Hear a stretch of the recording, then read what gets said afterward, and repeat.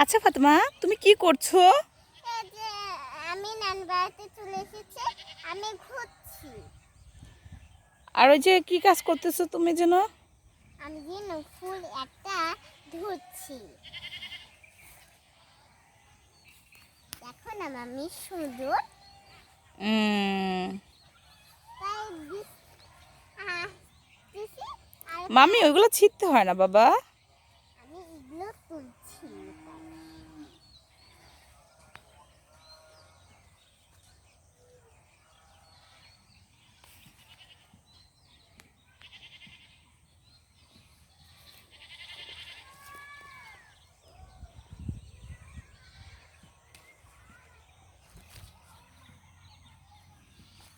এগুলা কিসের গাছ তুমি জানো?